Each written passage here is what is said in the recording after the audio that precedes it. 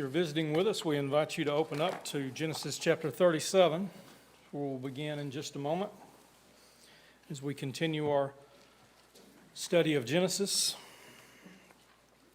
We started Sunday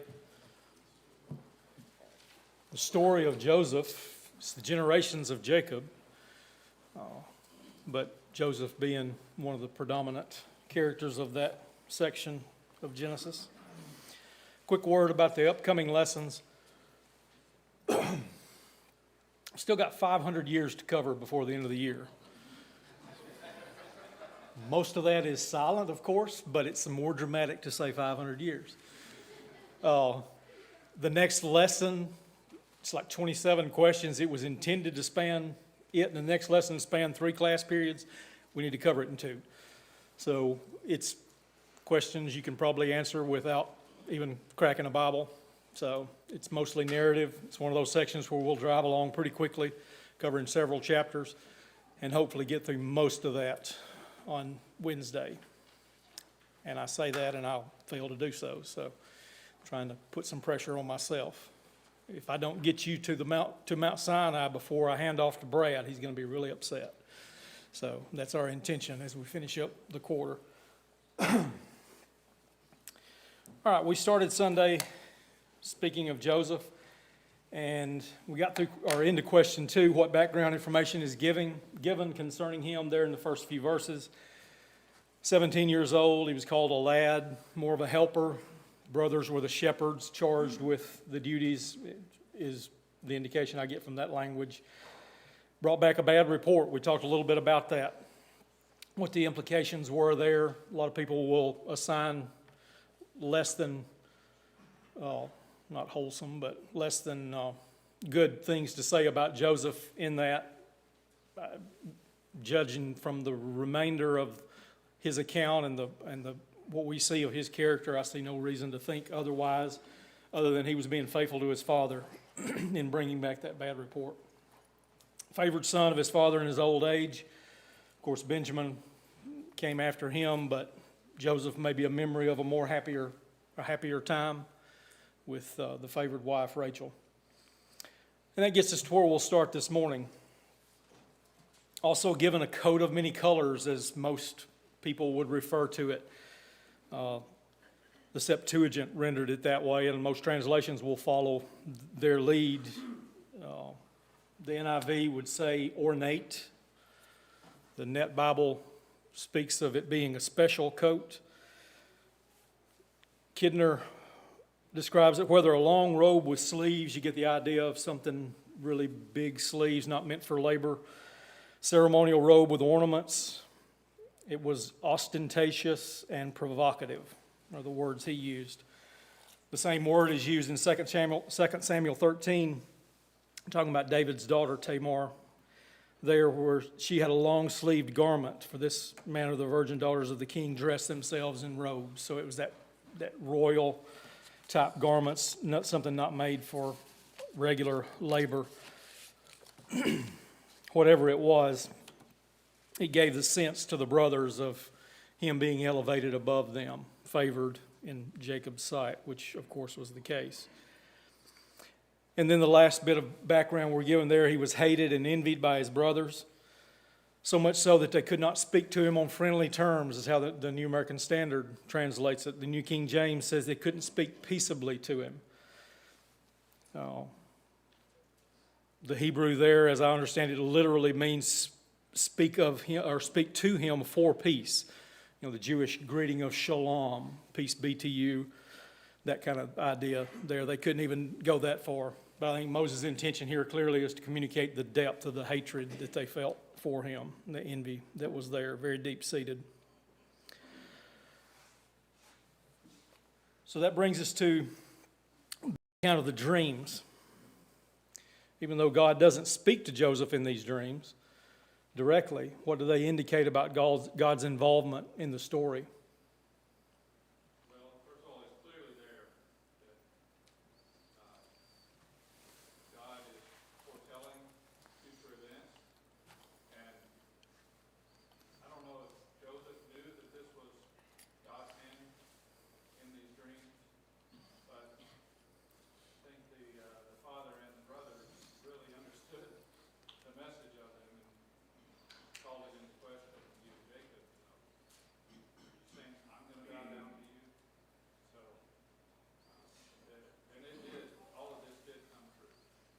very much so. They came to pass just as described. That's a very good indication. God would say that of the prophets.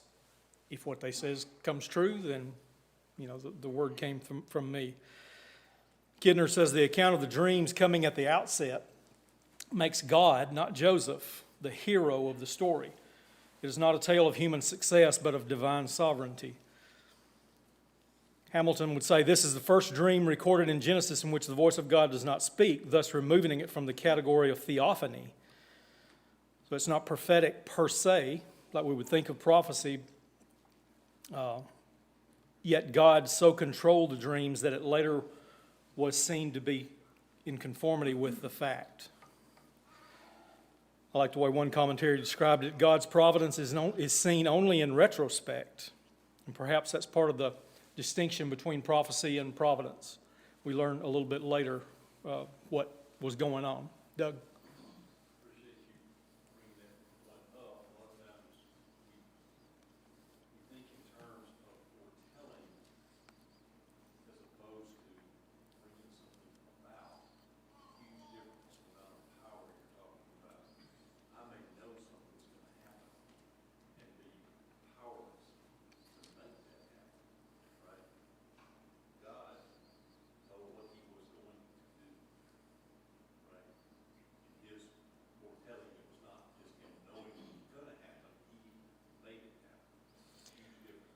And we've talked about that as we've gone through, not by manipulating man's will, but working through man's will to accomplish that. I think that's the story that we need to see as we go through Genesis, especially as we see that taking place.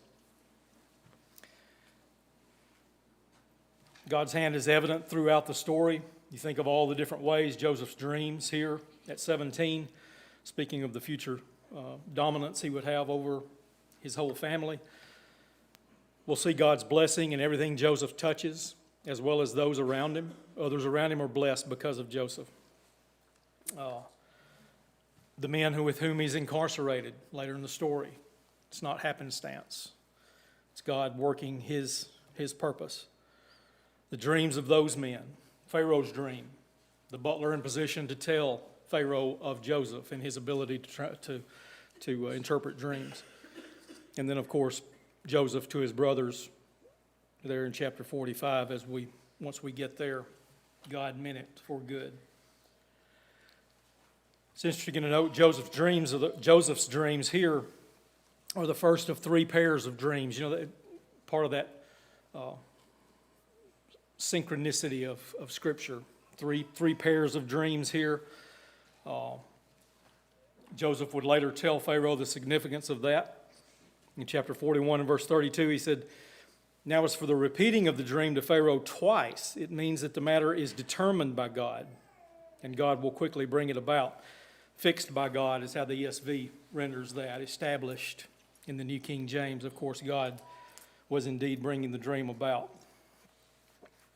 His brothers would refer to him here in a bit as master of the dreams, Lord of the dreams, the dreamer, as some indicate.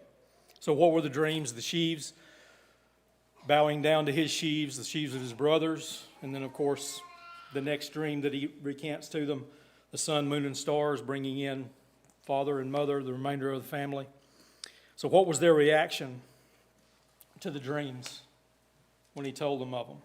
Beginning there in verse 5.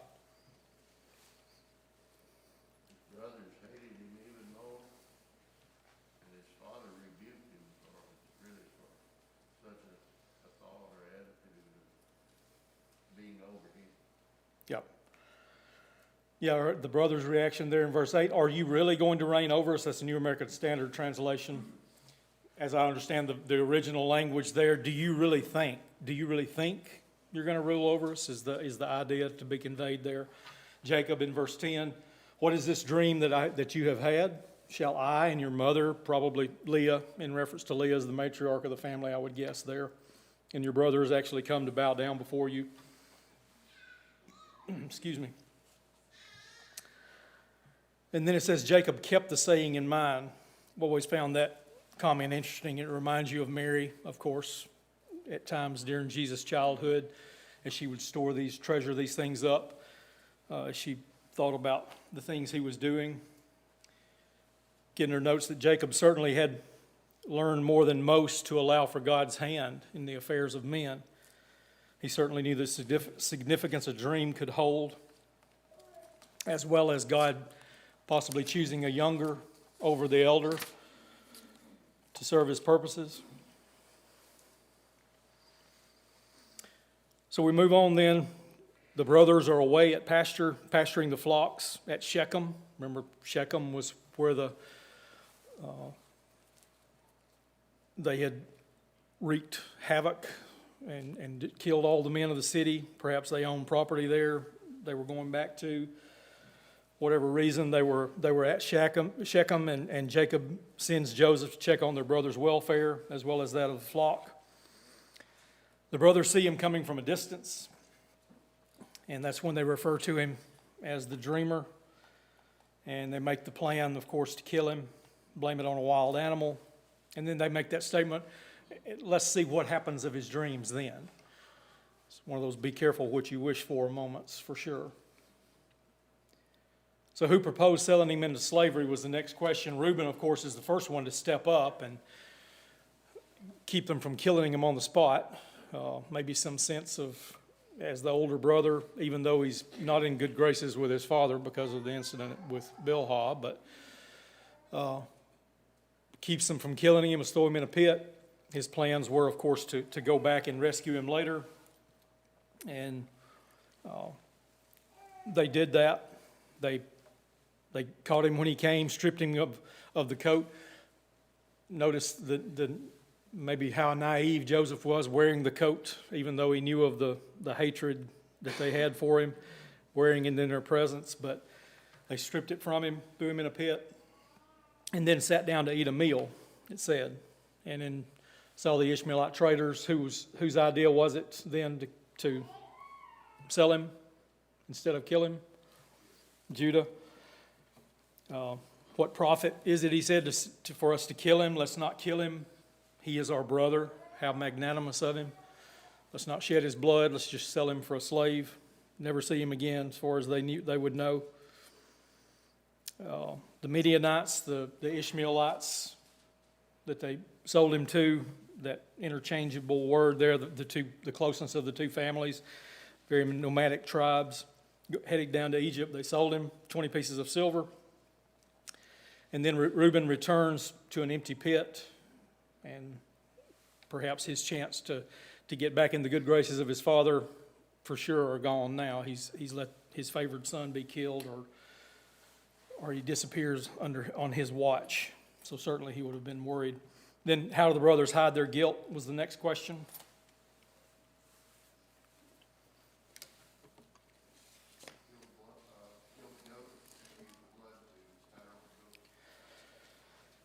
Yeah, so not a direct deceit, or not a direct lie, I guess. The deceit was evident. They took the blood-covered coat to Jacob, whether they sent it to him or took it to him.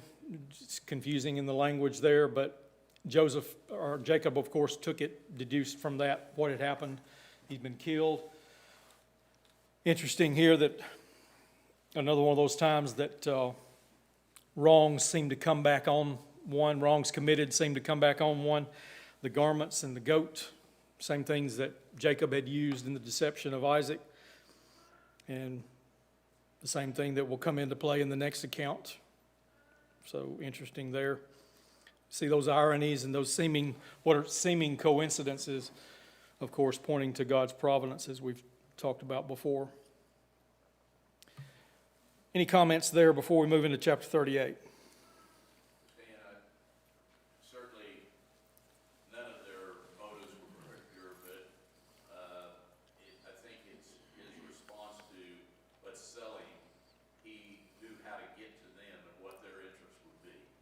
Good point. So their character certainly seems to come to the top in his proposal and their quick acceptance of that. Yeah, absolutely. I saw a hand. Kevin? I'm guessing Joseph, while he was unable to escape the pit, he could still hear what they were saying, and he could hear that it was Judah who was the one who was responsible for him to go into slavery. Hadn't thought about that. Maybe that'll come into play later. Good point. Yep. I don't know if Jacob had ever any suspicion that it was his brothers who had killed him. There's no indication that he had that suspicion. Because he seemed to be convinced that it was an animal that had killed him. But turns out it would not have been a totally unfounded suspicion that his brothers had killed him, because they actually wanted to.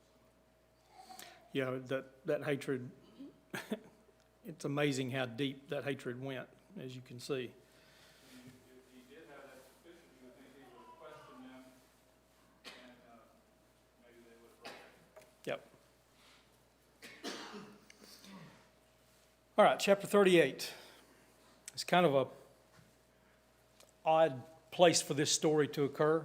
Seems like it's maybe out of context at times, but then you think about it, it falls in line. It helps with the chronology of the whole thing.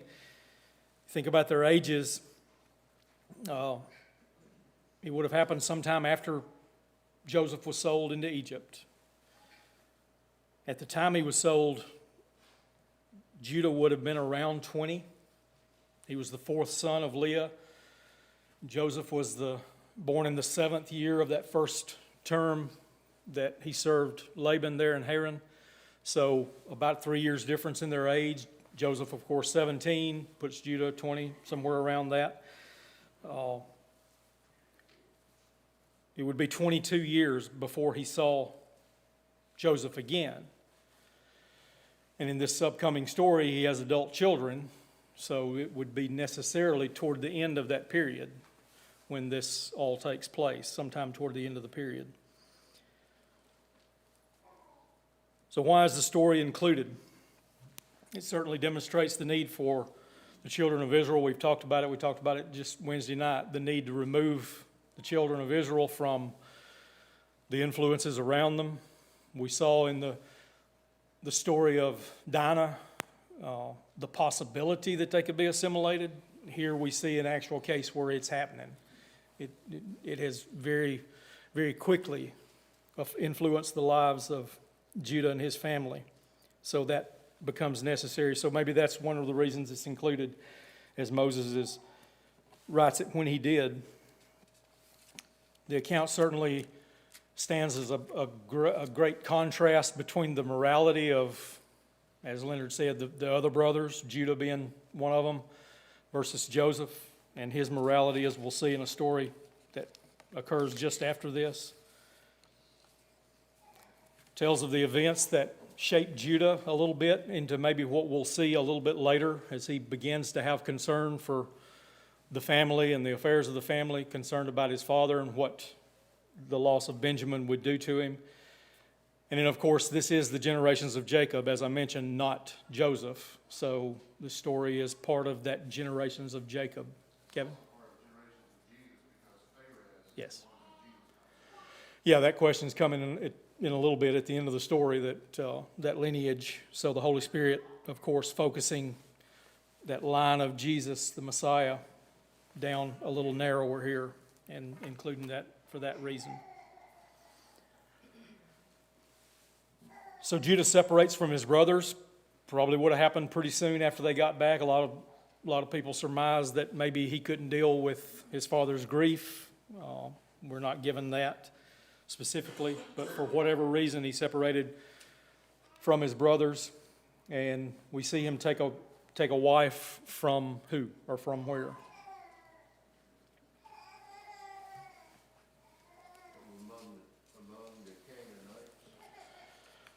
From among the Canaanites. Yeah, Hira, the Adullamite,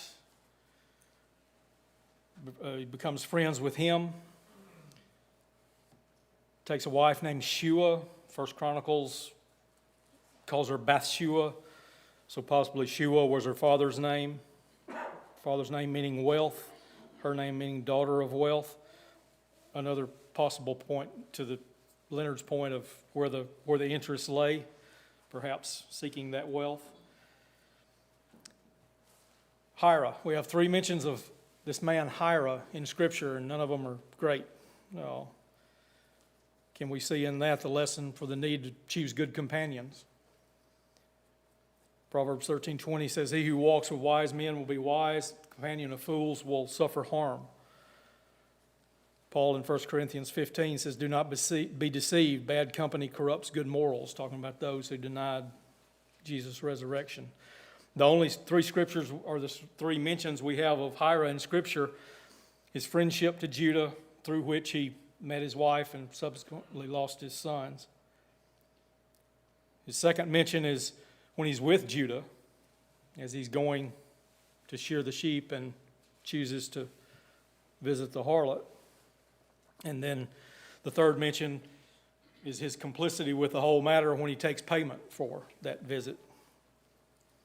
So dubious at best, and certainly we can see from that the need to choose our friends wisely. She bore him 3 sons, Onan, and Shelah. As they aged, became adults, Judah chose Tamar, likely a Canaanite, couldn't find that specifically.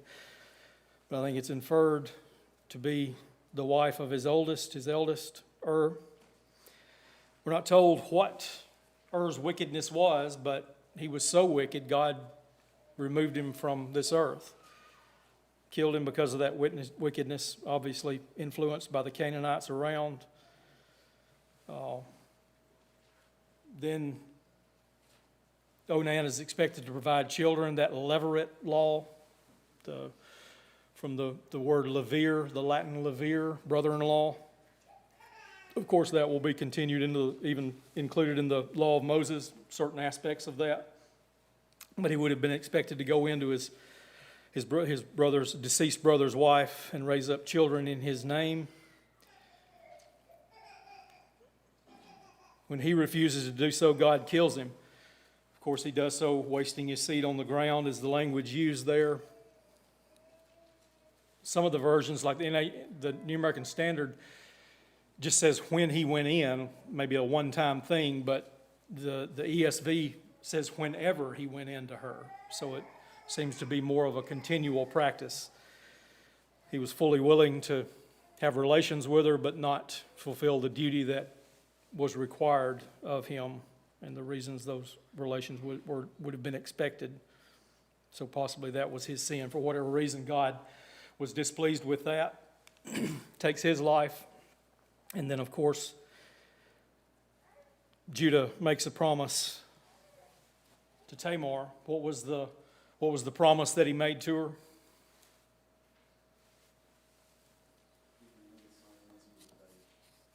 Yeah, said remain a widow in your father's house. Never really says it directly, but till my son Sheila becomes old enough, implying, of course, that she would become his wife and fulfill that levirate marriage duty. All the while it mentions Judah was fearful that she was cursed in some way and they would lose a third son, probably never planning to give her to him. She realizes that at some point, that Shelah has become an adult. She's not been given him. What does she decide to do then?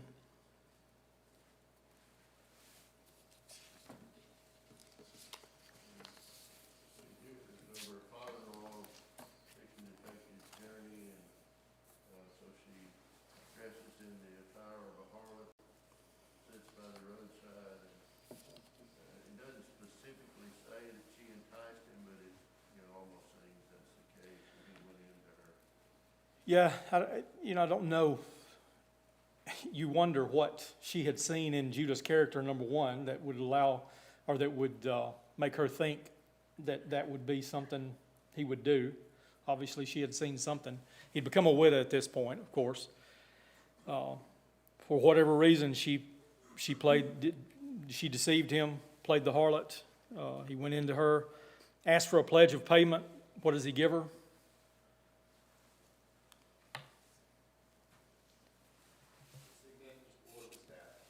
Yeah, the signet, the seal, a cylinder on a cord, as I understand it. His staff, very personal items. I thought about it, Social Security card and driver's license. very personal items. It would have been very identifiable, as we'll see it play a part as it goes forward. He gives them to her. She conceives, of course, and goes back to her family, removes the garments of a harlot, dresses as a widow again. Sometime later, the pregnancy becomes known, and they bring her before Judah as head of the household. He would have been the one to bring the judgment on her for that. And what was his judgment? Bring her to be burned. Yeah, very severe punishment. Bring her to be burned was what he said, of course, a very harsh condemnation. It was at that time she produces the items. Hira had tried to go back and find her to make payment.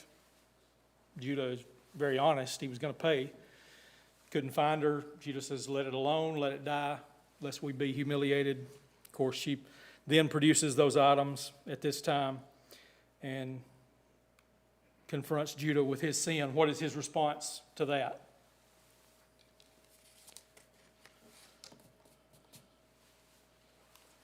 He acknowledges the fact that it was him, and he says to Tamar that she is more righteous than he was. Yeah, she is more righteous than I, inasmuch as I did not give her my son Shelah. You got to remember this righteous being a relative term coming from a man who had separated himself from the promised family, dwelling among the Canaanites. So I did a quick look into that word, Sadak. I have no idea if that's the correct way to pronounce it. It's used with different nuances throughout Scripture. Sometimes righteous is the connotation, righteousness as in Abraham. There in 15:6, when his faith was counted to him for righteousness. Sometimes it's more of an idea of just or justice being the idea conveyed. Psalm 51:4, in David's prayer after his sin with Bathsheba, against you and you only I have sinned and done what is evil in your sight, so that you are justified when you speak and blameless when you judge. Justified being the word here. It's translated justified. A footnote in the New American Standard says, you may be right when you speak. It's the same word Samuel in 2 Samuel 15 that Absalom would use when he promised to sit at the gate and give justice to those who brought their cases before him as he rebelled against his father. Sometimes the idea is vindication or acquittal. A little bit later, Judah will use the same word talking to Joseph when he stands before him in Egypt, and he says, what can we say to my Lord? What can we speak? And how can we justify ourselves? Justify being the word there. God has found out the iniquity of your servants. Behold, we are my Lord's slaves. Job chapter 11, Zophar, when speaking with Job, says, shall a multitude of words go unanswered, and a talkative man be acquitted, is the word used there. So I think the better, maybe not the better translation of the idea being conveyed here when he says she is more righteous than I would be that idea of more justified. She's more vindicated in her actions. While her deception was certainly wrong, and the means by which she went about it, her motives were very different. Her motives were to procure seed, to take forward her first husband's line through that Levirate law. Her actions were not motivated by sheer desire and lust. Any comments on that? Does that seem to have the right connotation? Judah was righteously indignant when he found out what she had done. Let her be burned, let her be burned. And she comes out and says, thou art the man. And he changes tune. Yeah, it reminds you of David and Nathan. When David, this man deserves to die. And Nathan produces the cord and the staff. You are the man. Very much the idea Judah realizes his hypocrisy, both in condemning her for the adultery or the fornication he sought out, and failing to provide, as it said in the verse, inasmuch as I did not give her my son Shelah. And I think this story it's so amazing to see how God works his plan. The greater plan of salvation in the lineage of Christ, these are not the type of people you think would be that path. You would think it would be Joseph, but it just goes to show how God works his will, his providence. And it's funny as you go through these stories and you look at commentary, and so many times people will be holding up how righteous this person is, or this one has removed himself because of his failures and his weaknesses and his tendencies. That's not why God removes them. God makes his choices based on God's purposes, not man's righteousness or goodness, certainly. So which of the twins? That story, very similar to the birth of Jacob and Esau. As one twin, the hand comes out, they tie the cord on there, he retrieves it, the other twin comes out first. And of course, Perez was the one who was born first, and he, of course, in the lineage of Jesus, through Boaz, then Obed, Jesse, then David, and of course, ultimately Jesus. So at some point now, Judah rejoins the family. For whatever reasons, whatever capacity, he seems to play some leadership role going forward, as we'll see in the upcoming events. And then we go back to the narrative of Joseph there in chapter 39. Prophecy made nearly 200 years prior in Genesis chapter 15, when God told Abram that his descendants would be strangers in a land for 400 years, be enslaved and oppressed. That God is continuing to bring those events about. So we're introduced in the first verse of chapter 39 to Potiphar, a chief of something. There are words that have nuances, little slight differences, and then there are words like this one. They can't figure out whether it means chief executioner or cook. I don't know how there can be that big a discrepancy. I would tend to believe it's probably more the chief executioner, the chief of prison officials. For whatever it was, he was a chief in Pharaoh's court. He goes into servitude for him there in the first part of the chapter. What is the reason we're given for his success there? And did Potiphar recognize that reason? The Lord was with him. That's 5 times in 6 verses. That's repeated. The Lord was with him. The Lord caused blessings on him, on Potiphar's household, all because of him. Did Potiphar recognize this? Yeah, it says he did. Probably not in a monotheistic way of knowing Jehovah, but he certainly recognized there was something special going on because of Joseph's presence there. The time he spent there in Egypt was, before he comes before Pharaoh, was 13 years. I would assume he probably spent the bulk of it in Potiphar's house and in prison a little bit later toward the end of that. It would have taken a while for Potiphar to put the trust in him he put. It would have been a while for him to see the blessings and make that connection that they were because of Joseph. I love the way the King James and the New King James translates the level of trust he had in him there in verse 6. It says, thus he left all that he had in Joseph's hand, and he did not know what he had except for the bread which he ate. So that trust was implicit or complete. He trusted him with everything, not even concerning himself with what he did on. I love the way Walke refers to the whole story of Joseph as a theological narrative, according to Kidner. It shows God's presence with Joseph wherever he went, enabling him to rise in spite of one crushing blow after another. And I thought as I read that, is that not the best description that you've heard of Genesis in general, of the Old Testament, of the redemption story? It's not history for history's sake.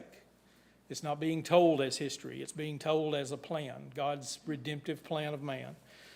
As we noted from Genesis chapter 3 in the fall, all the way through until Jesus and the church.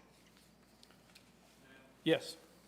I think that's a good way of putting it, allowed men to survive after one crushing blow. Well, God allowed the crushing blow to happen.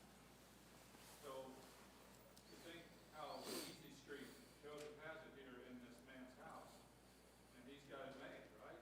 Well, look back, he's already been thrown into a pit, he's already been sold, he's a slave, and he's about to be falsely imprisoned.